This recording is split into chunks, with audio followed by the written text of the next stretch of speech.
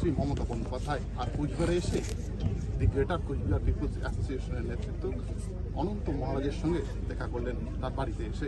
আমরা কথা বলবো তার সঙ্গে, কি কথা হলো মুখ্যমন্ত্রীর সঙ্গে? না, মুখ্যমন্ত্রীর সঙ্গে আলোচনা হলো। উনি আমাকে দেখতে আসছেন, আমার পরিচয় জানতে আসছেন, আমার জন্মভিটা কোথায় সেটা দেখতে আসছেন, আর কিছু আমার বংশ পরিচয় সম্বন্ধে কিছু বললাম। বলছিলাম, এই যে নির্বাচন, সেই নির্বাচনের সময় দেখা গিয়েছিল যে বিজেপির বিরুদ্ধে একটা আপনার একটা ক্ষোভ ছিল যে পৃথক রাজ্য নিয়ে একটা ইস্যুতে আপনি বলেছিলেন যে the greater Cooch Behar peoples association বিজেপিকে সরাসরি সমর্থন করে বিগত নির্বাচনগুলো সমর্থন করেছিল। সেই জায়গা থেকে একটা জল্পনা শুরু হচ্ছে যে মানে এই তৃণমূলকেই সমর্থন দেওয়া হয়েছিল এবার, এবং তৃণমূল কি আজকে মুখ্যমন্ত্রী কোথাও কি কৃতজ্ঞতা জানাতে এসেছেন?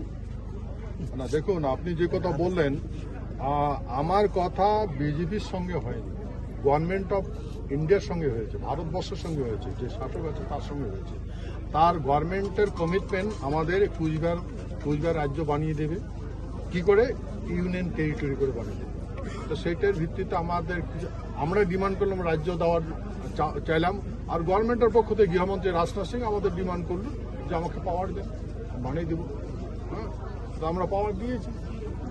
আমরা পাওয়ার দিলাম, ও মন্ত্রিত্ব চলে গেল, ডিফেন্সে চলে গেল, এখানে আসলো অমিত শাহ। তো অমিত শাহ পরে গৃহমন্ত্রী হলো, গৃহমন্ত্রীর সঙ্গে কথা বললাম যে রাজ্য বানিয়ে দিন, মানে দেখেঙ্গে। এখন দেখতেছে, আমি কি করবো, দেখতেছে, আর চোখও দেখতেছে। একজন বিজেপির পক্ষ থেকে আপনাকে সাংসদ করা হয়েছে, সেই জায়গা থেকে মানে এই তৃণমূল কংগ্রেসের পক্ষ থেকে মুখ্যমন্ত্রী মমতা বন্দ্যোপাধ্যায় আজকে থেকে এখানে কিন্তু রাজনৈতিক কোনো নতুন কোনো সমীকরণ তৈরি হচ্ছে, রাজনৈতিক মহলে যেটা জল্পনা চলছে। দেখুন, গণতন্ত্র ভিত্তিতে আমি জানি ল অ্যান্ড অর্ডার স্টেট গভর্নমেন্টের হাতে আছে, তা কিন্তু আমি ওর স্টেটই আছি। হ্যাঁ, উনি আমার সঙ্গে দেখা করতে আসছে।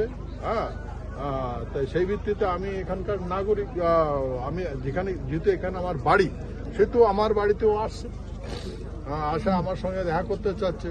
হ্যাঁ, তা আমি তাকে স্বাগত জানিয়েছি, আর ওনার যা বলার উনি বলে গেল এতটুকু। উনি বলছে উত্তরবঙ্গ ডেভেলপ হয়েছে, দক্ষিণবঙ্গ থেকে উত্তরবঙ্গ ডেভেলপ করেছি, আমি কি বলবো?